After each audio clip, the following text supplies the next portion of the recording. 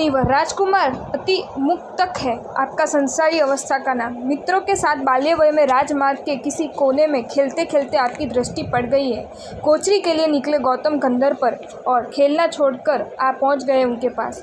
महाराज, इस बड़ी दोपहरी में नंगे पैर क्यों घूम रहे हैं? भिक्षा के लिए मेरे घर आप आएंगे? हाँ, और गौतम गंधर को आप ले आए हैं अपने घर। माता श्रीदेवी ने उनको बहराया है मोदक, भर दिए उनके पात्र और आप चल पड़े हैं गौतम गंधर के साथ। महाराज, वजन बहुत लग रहा है। हाँ, कुछ समय के लिए आपका पात्र मुझे उठाने दीजिए ना। हम जैसे साधु जो बन जाते उन्हें ही ये पात्र दिया जा सकता है। गौतम गंधर का ये जवाब सुनकर उस वक्त तो आप मौन हो गए, पर परमात्मा महावीर देव की देशना सुनकर जब घर पहुँचे तब माता के समक्ष अपने संयम मार्ग पर जाने का निर्णय घोषित कर दिया। माता की आंखों से बह निकले सावन भादों के आंसू भी आपको डिगा नहीं सके और आप बन गए प्रभु महावीर देव के शिष्य अयिमुत्ता मुनिवर। आपका संयम जीवन महान था, आपकी आत्मा महान थी, पर आपकी उम्र तो छोटी ही थी ना, और इस उम्र में आपने भूमिका निभाई दी। एक दिन स्थविर मुनिवरों के साथ आप जा रहे इस ठंडी भूमि की ओर और आपकी दृष्टि पड़ी आपके इस समवयस्क कुछ बालकों पर जो बह रहे पानी में कागज़ की नाव बनाकर तैरा रहे हैं और तैर रही अपनी अपनी नाव को देख आनंदित हो रहे।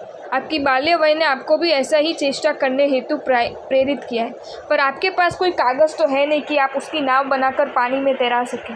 आपके पास है लकड़ी का एक छोटा सा पात्र जो आसानी से पानी में तैर सकता है, और आपने उस पानी में तैरा दिया है और उसे तैरता हुआ देखकर खुशी से झूम उठे। किंतु आपकी ये खुशी ज़्यादा समय तक नहीं टिक पाई। आपके साथी मुनिवरों ने पीछे मुड़कर आपकी ओर देखा और वे स्तब्ध रह गए। संयम जीवन में पानी की विराजने की ऐसी चेष्टा, ये कैसे चल सकता है? उन्होंने चिल्लाकर आपसे कहा, मुनिवर क्या करने लग गए आप? हम ऐसा नहीं कर सकते। ये सुनते ही आप रुक गए। पानी में तैर रहा आपका लकड़ी का पात्र अपने वापस ले लिया है अपने हाथ में, और आप सब संवत्सरण में आकर प्रभु वीर के सम्मुख खड़े हो गए। आपके साथी स्थविर मुनिवरों ने प्रभु से सीधे ही पूछ लिया, प्रभु आपका ये शिष्य अयिमुत्ती संसार में अभी और कितना भटकेगा? अभी उसके और कितने भव शेष है? और प्रभु ने अविलंब जवाब दिया है, अयिमुत्ता चरम शरीरी है। इसी भव में केवल ज्ञान प्राप्त कर उसकी आत्मा मुक्तिपुरी में विराजमान हो जाने वाली है। प्रश्न पूछने वाले स्थविर तो आपके लिए प्रभु का ये उत्तर सुनकर आश्चर्यचकित हो ही गए हैं। संवत्सरण में बैठी 12 पार्षदाएं भी आश्चर्यचकित हो गई, लेकिन प्रभु का वह उत्तर सुना अनसुना कर आप तो डूब गए पश्चाताप के सागर में।